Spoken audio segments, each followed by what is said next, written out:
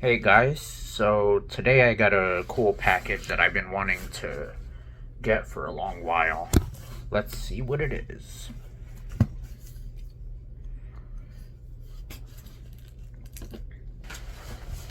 Alright, so I got the box open. Start taking things out. There's a lot of packaging stuff. Good to protect the package. Take one out.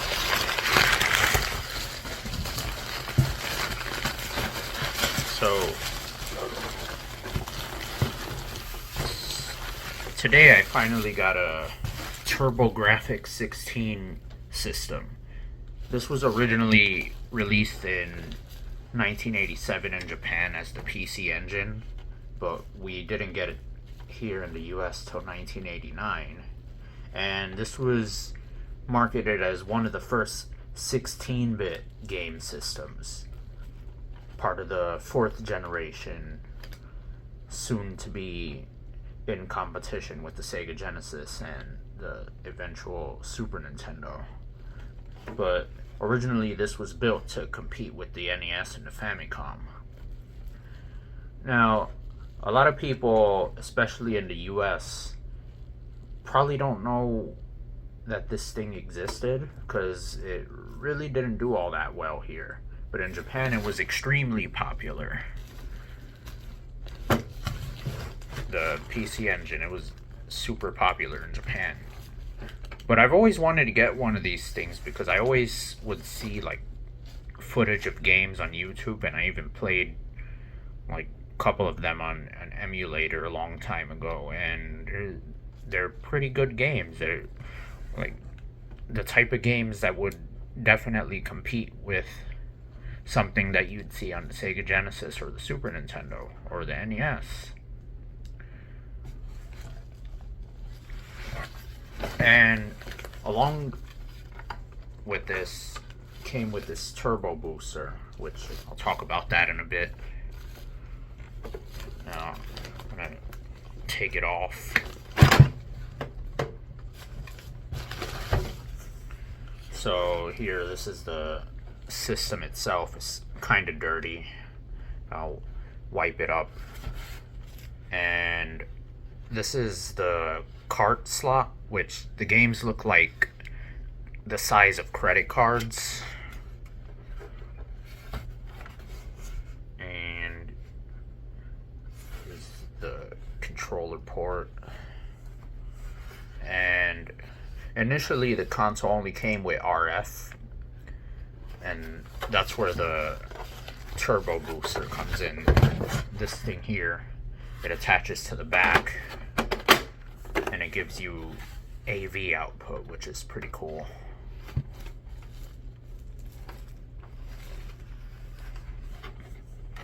And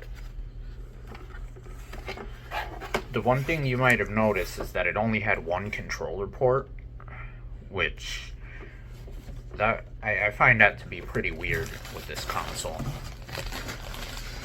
because most game consoles typically at that time came with two controller ports,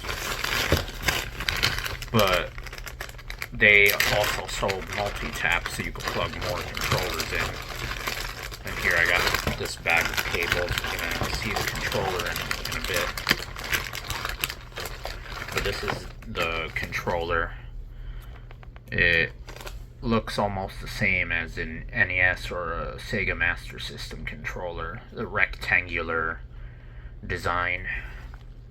And here there's the turbo buttons, because that's what they're marketed as.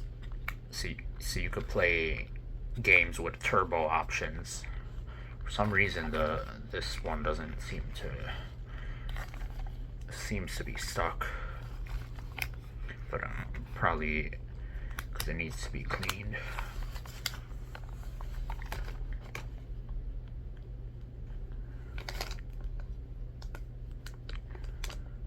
The controller port,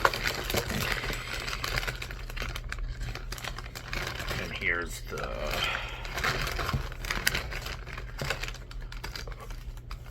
RF cable. Probably not going to use that.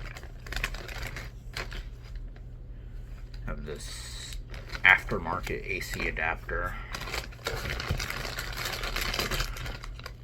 And the AV cable, which is just a generic yellow, red, and white cable.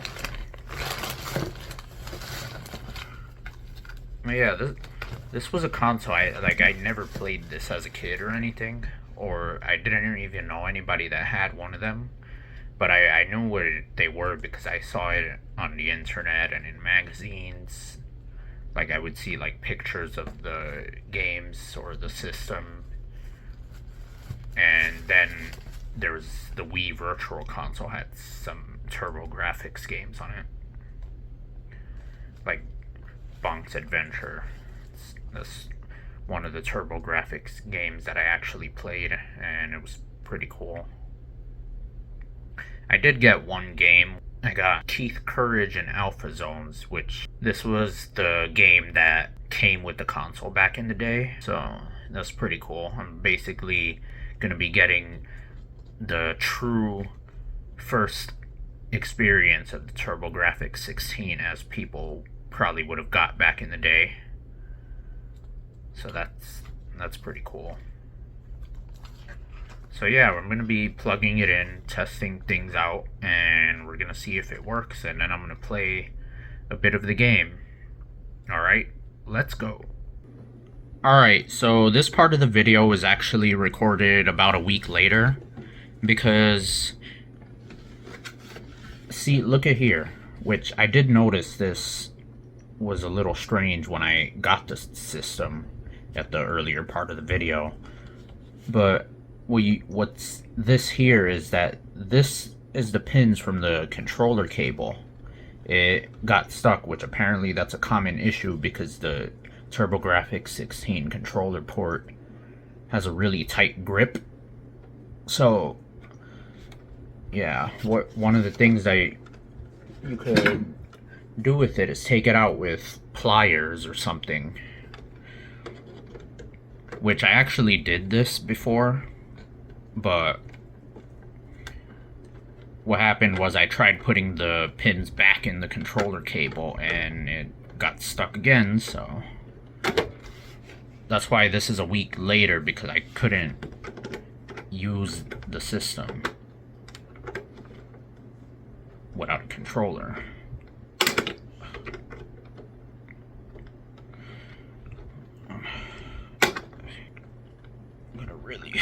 Alright, see, I got it out here with these pliers. So, yep. So this is the actual controller port. And I ordered a new controller, so now we're gonna go plug it in and see how it works. And I'm gonna play a little bit of the Keith Courage game. Alright, so I got everything set up now. I had to buy a new controller on eBay, and this is the new controller. It's kind of scratched up, but I can just swap the shell with the other controller. Which, thankfully, the seller of the TurboGrafx was actually kind enough to give me a $30 refund for the controller, since it didn't work. Unfortunately, he said he didn't know that it wasn't working either, but you know, because he didn't have any games to test it, so yeah. But anyway, I got a new controller. We're gonna put in the game, which is Keith Courage and Alpha Zones. This was the game that came with the system back in the day when it was new. So that's why I got this. I want to see what the true first-timers TurboGrafx experience. Alright, so yeah, I'm gonna record some footage and I'm gonna play it for a bit. Alright, let's go.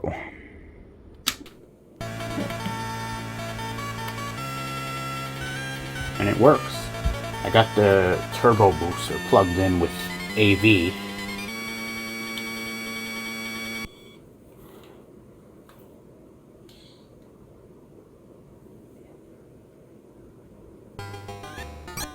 sec. Alright. This new controller's working too.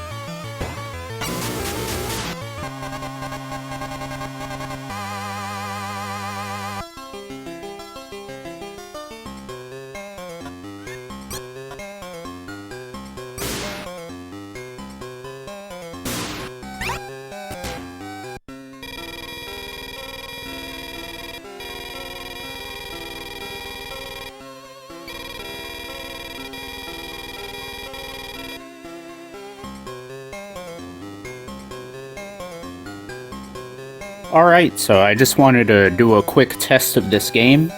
Seems like a fun game. It seems kind of like the side-scroller parts of Zelda 2 or like a Wonder Boy game. It's pretty fun. Yeah, as I mentioned before, the system wasn't that popular over here. I think it got discontinued around like 1994 or probably a little earlier than that. But as a result, you could almost never find games for it in like retro stores.